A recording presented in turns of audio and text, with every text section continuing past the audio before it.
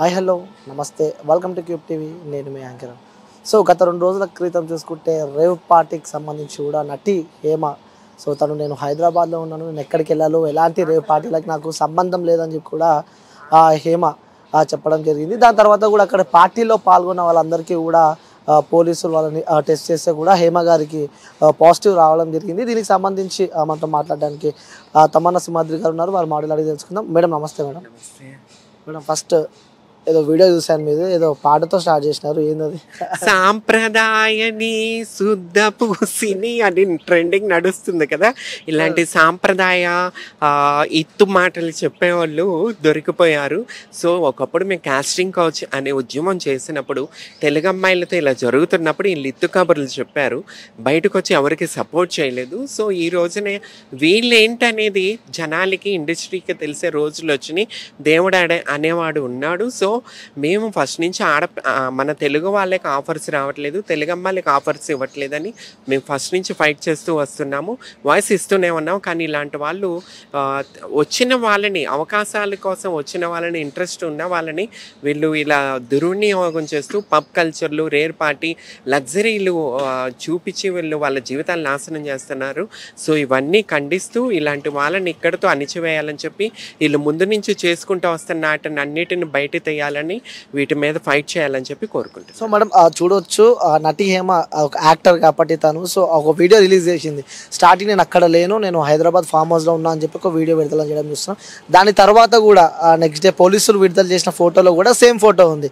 So దాని తర్వాత కూడా ఇంట్లో బిర్యానీ వండుకుంటూ పక్కన ఫుడ్ తినిపిస్తూ కూడా నేను ఇక్కడే ఉన్నాను. అంటే మేము సినిమాల్లో డబుల్ రోల్స్ చూస్తూ ఉంటాం కదా మనం, అలాగే వీళ్ళు డబుల్ రోల్స్ చూపిస్తున్నారు. దొరికిపోయి శాంపిల్స్ దొరికిపోయి, బ్లడ్ శాంపిల్స్తో దొరికిపోయి, ప్రూఫ్లతో దొరికిపోయి అక్కడ సినిమాలో డబుల్ రోల్స్, త్రిబుల్ రోల్స్ చూపిస్తారు కదా. ఆ రకంగా ప్రజల్ని ఎర్రి పాపల చేయాలని చూస్తున్నారు. ఇలా పాపాలు పండిపోయినాయి. తప్పు చేసిన వాళ్ళు దొరికిపోయారు, దొరకాలి, పట్టుకోవాలా ఇలాంటి రేవ్ పార్టీస్. ఎందుకంటే వీళ్ళని రోల్ మోడల్గా తీసుకుంటారు మన యూత్. సమాజంలో ఇవి భ్రష్ట పట్టించే కల్చరు మన తెలుగు కల్చర్కి సంబంధించింది కాదు. రేపు యూత్ వీళ్ళని ఆదర్శంగా తీసుకుని ఇలాంటివి చేయటం వల్ల మన మొత్తం పాడైపోతుంది సమాజం. సో వీటిని ఇక్కడితో ఖండించాలంటే వీళ్ళని పట్టుకోవాలా, వీళ్ళు ఎప్పటి నుంచి ఏం చేసుకుంటూ వచ్చారో, ఏమేమి చేశారో మొత్తం బయటకు తీయాలా, వీళ్ళు చిట్టాలు తీయాలా, ఇది ఎంతటితో అంతమొందించాలి. అంటే గతంలో కూడా ఆ రాడిసన్ పబ్ దగ్గర కూడా ఇలాంటి సందర్భాలు అంటే ఇలానే జరిగి కూడా ఆ రోజు తప్పించుకోవడం జరిగింది. సో మళ్ళీ ఇప్పుడు అదే సేమ్ అలానే ట్రిక్ ప్లాన్ చేద్దాం అనుకుంది. సో ఆ తిప్పి కొట్టింది. అంటే ఇలా ఎన్నో చేసింది ఆమె అయితే, ఎన్నో సార్లు దొరికిపోయింది. మేము వింటూ ఉంటాం, ఎన్నోసార్లు దొరికిపోతూ ఉంటుంది. కానీ పలుకుబడి ఉపయోగించుకుని ఇంతకాలం సేవ్ అయింది. సో కర్ణాటక పోలీస్ దగ్గర కుదరలేదు. సో అక్క దొరికిపోయింది.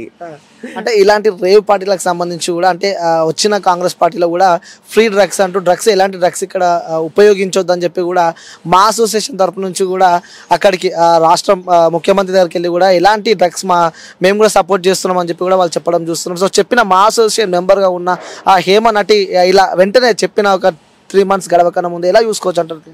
ఇప్పుడు సినిమాలు చేసిందే తక్కువ, చిన్న క్యారెక్టర్ ఆర్టిస్టు. ఇన్ని ఆస్తులు ఎక్కడి నుంచి వచ్చినాయి, ఏం చేస్తే ఇన్ని ఆస్తులు వచ్చినాయి, ముందు అవన్నీ ఎంక్వైరీలు చేయాలి, అవన్నీ చిట్టాలు తీయాలా, వీళ్ళు ఎక్కడి నుంచి వచ్చినాయి, ఇంత డబ్బు ఎక్కడి నుంచి వస్తుంది, ఇంత లగ్జరీ లైఫ్ ఎక్కడి నుంచి వస్తుంది, ఈ బయోడేటా అంతా తీస్తే ఇవన్నీ బయటకు వస్తాయి. ఇవి ఎప్పటి నుంచో జరుగుతున్నాయి తమ్ముడు.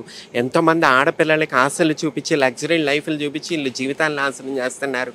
తెలుగు ఇండస్ట్రీకి తెలుగు వాళ్ళు రావడానికి, అమ్మాయిలు రావడానికి భయపడేలాగా చేస్తున్నారు. సో వీళ్ళని ఇంతటితోనే అంతమందించాలా. హేమ లాంటి వాళ్ళకి బుద్ధి చెప్పి టైం వచ్చింది. సో దేవుడు అనేవాడు ఉన్నాడు. సో పర్సనల్ గా హేమ గారితో మీరు ఎప్పుడైనా నాకు ఒకటే, తెలుగు వాళ్ళు తెలుగు ఇండస్ట్రీలో రావాలి, తెలుగు అమ్మాయిలు రావాలా. ఒకప్పుడు విజయశాంతి గారు, రోజా గారు లాంటి వాళ్ళు ఉండేవాళ్ళు. ఈరోజు వాళ్ళు లేకుండా పోయారు.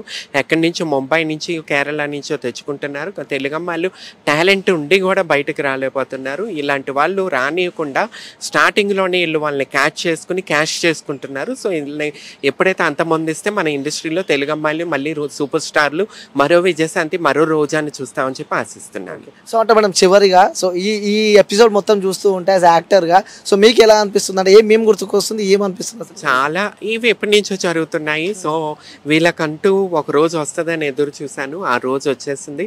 So happy. సో తప్పే, ఎక్కడ తప్పు జరిగినా ముక్కుసూటిగా మాట్లాడే దమ్ము ధైర్యం గలదాన్ని కాబట్టి సో నేను వాయిస్ ఇవ్వటం, మాట్లాడటం, ఖండిస్తాం జరుగుతుంది. సో నేను ఎప్పుడూ ఒకటే కోరుకుంటాను, తెలుగు ఇండస్ట్రీ బాగుండాలా, ఆరోగ్యకరమైన వాతావరణం ఉండాలా, తెలుగు ఇండస్ట్రీలో తెలుగు వాళ్ళు పనిచేస్తూ ఆరోగ్యమైన పరిస్థితి చూడాలని కోరుకుంటాను కాబట్టి సో వాయిస్ ఇవ్వటం జరుగుతుంది. Okay madam, thank you madam, thank you so much.